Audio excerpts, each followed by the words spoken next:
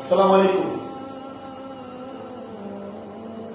আমি এক প্রবাসী ভাই, প্লিজ দয়া করে ভিডিওটা টানবেন না, আমার কথা সবগুলো শুনতে হবে।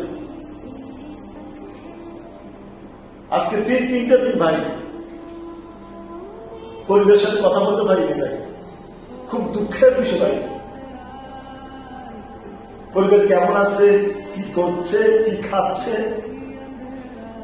কোথায় কি দাঁড়াচ্ছে আমাদের দেশ? এটা কি আমাদের সোনার বাংলাদেশ?